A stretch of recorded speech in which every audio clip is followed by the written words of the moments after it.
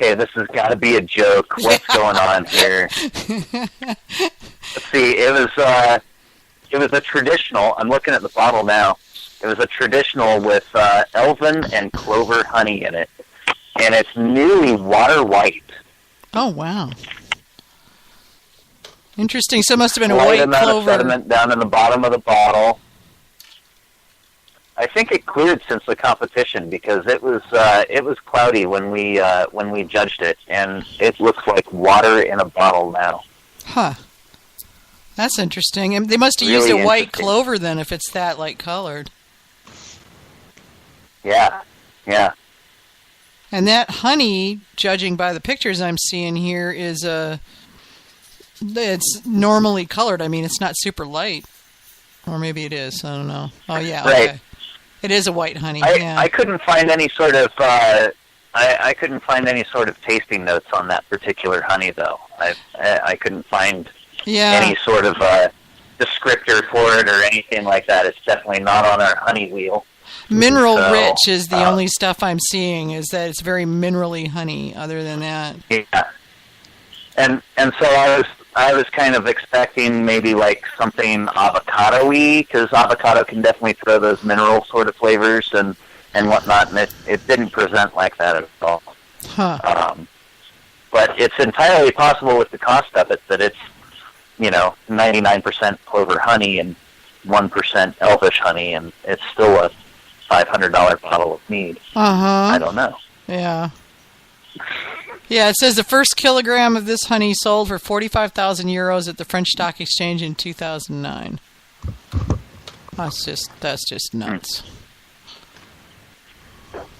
I think I'm going to start using it exclusively in my Pyments. Oh, I think you should. That will be my trick. There you go. Nobody will be able to figure it out. You guys want to make out. Pyments like me, you got to get the elvish honey. Yeah. Dorman. So apparently you to get some friends in Turkey. Yeah.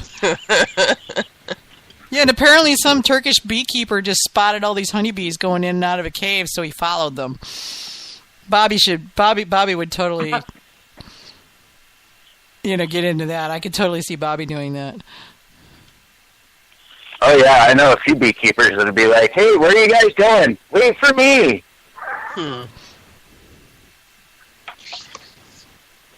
And it says okay, so it's in the alpine zone, so the plants that the bees are hitting are like rhododendrons and luteums and glodinosas and daphnes. Yeah. Interesting. And then the combs are attached to the walls, so you've got the dripping the dripping minerals and whatnot. So, yeah. Right. Different.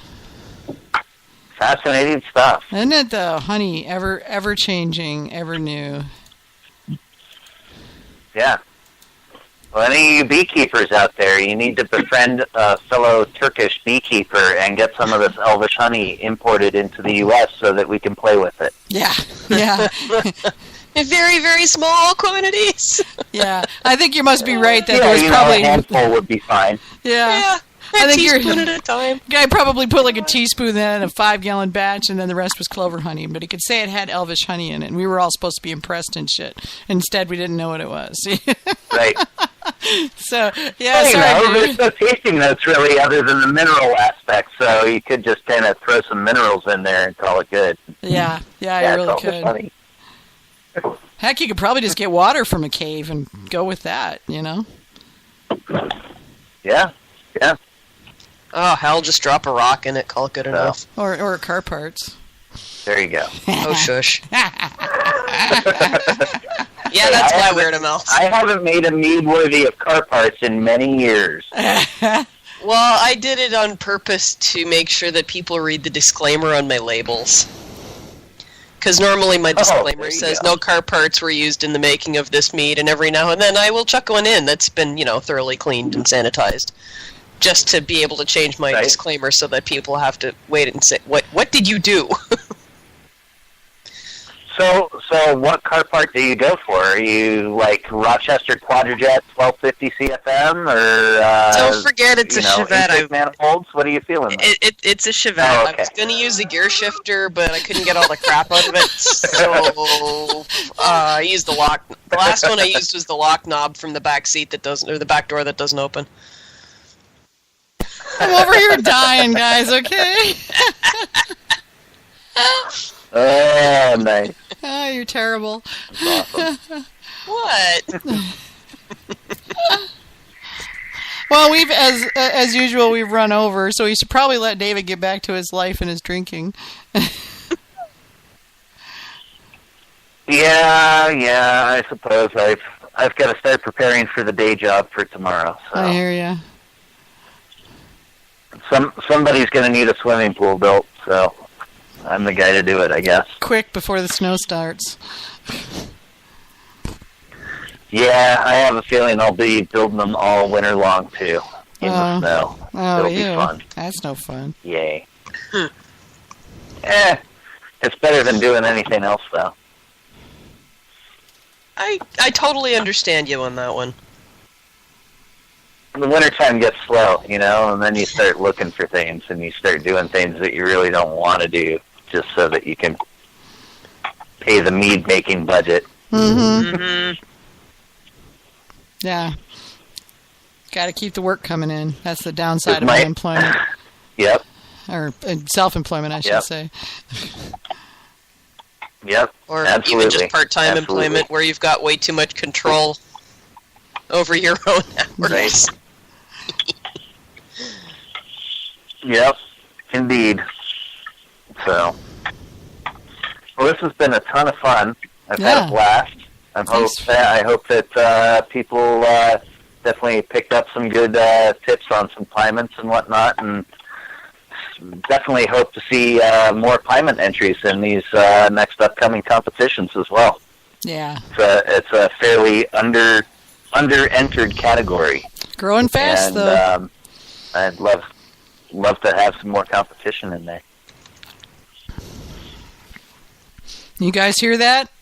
He asked for competition, so when he cries later when y'all beat him. Nice. Yeah. You're like, you asked for it, David. Careful what you ask for. Yep.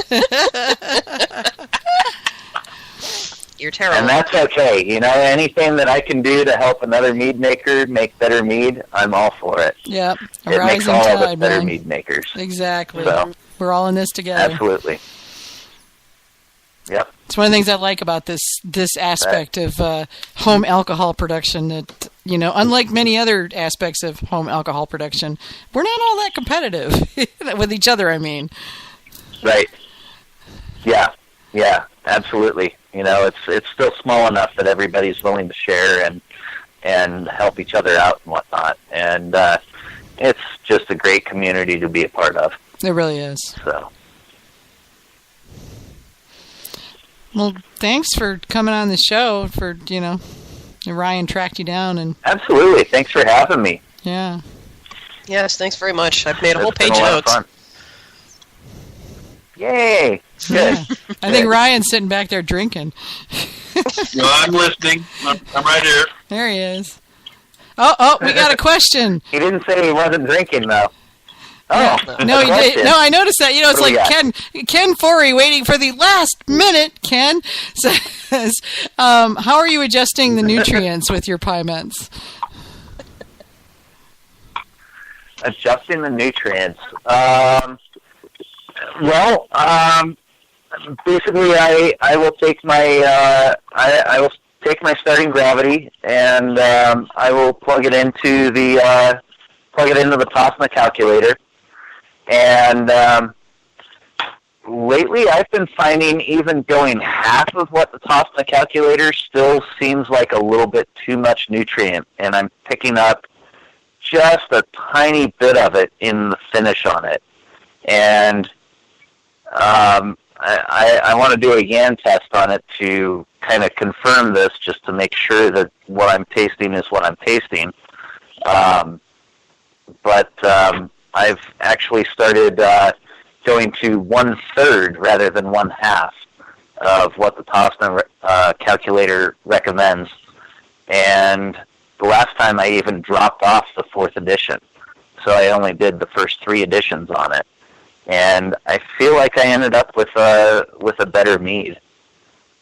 It's still fermented out within the first 30 days, and really that's kind of what I'm looking for. If it's done in 30 days, I did well. Okay, cool. All right. Yeah. So I think yeast just loves grape juice, and it always has. Otherwise, wine wouldn't be its own category. And so you've got to really kind of pay attention to what the yeast is doing with your grape juice.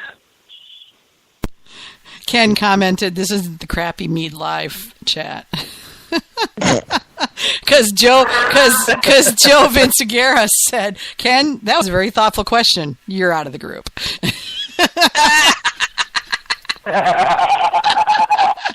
Nice. Yeah. Timing. It's what's for dinner. Absolutely. Yeah. No, but it makes sense though when you think about it, because the nutrient requirements that Tosna is based on don't necessarily take into account the fact that grape juice has nutrients in it that honey does not have. So it makes sense that the nutrient requirements would be different for a Pyment.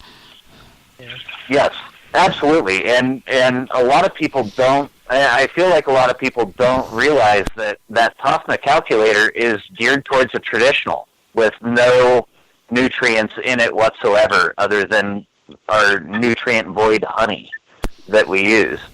And so when you start using that to do a melomel or something like that, you've got to really kind of pay attention to what you're doing and dial that back. I think they've actually just changed it recently, where they're suggesting like a 50% addition when you're doing melomels and that sort of thing. That's correct. That's been probably 8 months ago or even more that they made that adjustment. But anyway, yeah, that's what it says. Cut it in half. Yeah. Yeah. And I found with the grapes even cutting it to a third, and I'm still getting the performance that I'm looking for out of the nutrient regimen. So, and I kind of feel like less is more to a point with that. I'm curious, do you find that same thing, say, for instance, when you made your peach mel, did you cut it back to a third too, or is that just exclusive to grape juice? The peach mel, I kept that one at a half, and I have not picked up any kind of nutrient notes or anything like that in it, and it did get a perfect score. So I feel like 50% is probably good on that. But like I was saying, yeast really likes grapes, and maybe there's a lot more nutrient available in the grapes than there is in other melomels. I don't know. I haven't applied any science to it, so it's all kind of theory and speculation at this point. That's what we have Ryan for. Well, Ryan, with the analyzer that I have, for me, would you? Sure. We're gonna science the shit out of this. That's right.